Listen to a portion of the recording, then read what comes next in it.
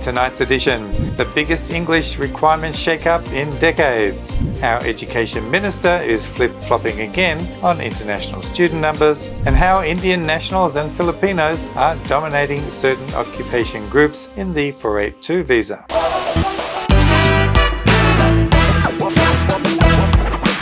I am Karl Konrad and welcome to this week's edition of Australian Immigration News.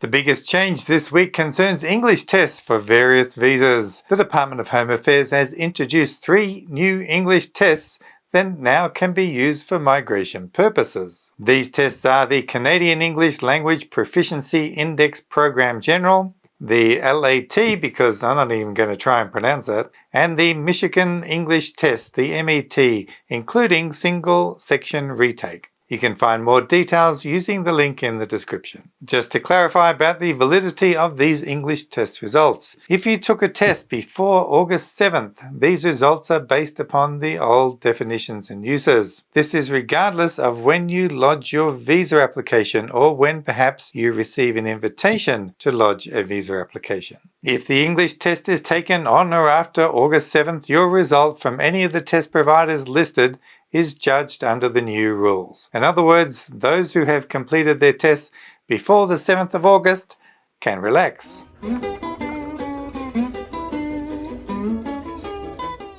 You can easily check on DOA's website for the various English language definitions of functional, vocational, proficient and superior and see the test results required for all of the 9 English tests to choose from.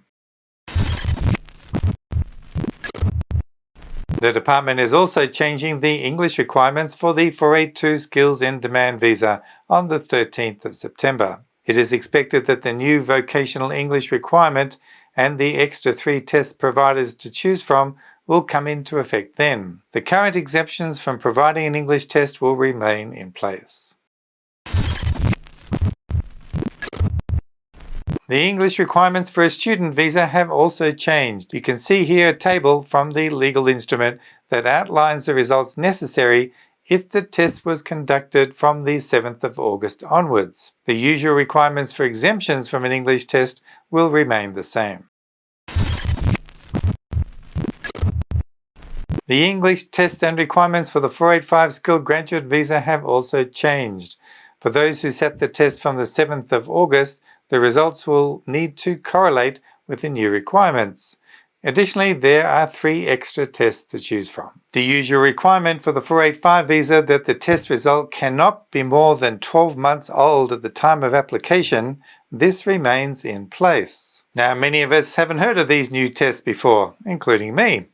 After reviewing them, one in particular, the MET test, it is not possible to obtain a superior English level through it. It's been quite some time since the government announced an expansion of the acceptable English test for migration. Many of you may remember the days when IELTS was the only test accepted, which created a monopoly and many serious issues. Last week we had one of the directors of PTE on the program who explained how their testing process and the changes would work.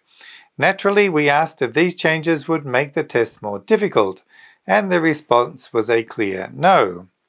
They emphasized that the expensive testing was conducted to ensure the results are comparable to IELTS, especially regarding scoring consistency. With the introduction of these new tests, there has also been a significant change in the PTE requirements. For achieving superior English, which is considered the holy grail of test results, you now need a score of 88 in speaking, 85 in writing, 70 in reading, and 69 in listening if you sat the test from the 7th of August. Of course, this English changes is a hot topic, and many of our viewers have begun discussing these updates. For example, now for superior English, need 88 out of 90. This is just about impossible. But some have another perspective, such as, I would strongly disagree on that part. I have seen people with subpar English get 90 in their PTE attempts.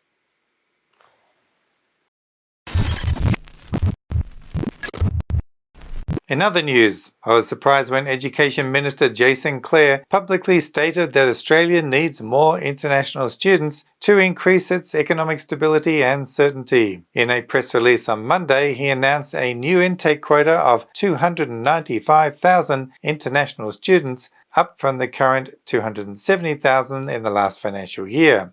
He's focusing primarily on Southeast Asian students and giving preference to those universities who are building purpose-built student accommodations. Of course, many of our long-term viewers will remember this famous Jason Clare statement. In the last year, there's been a 160% jump in the number of students coming to Australia from India.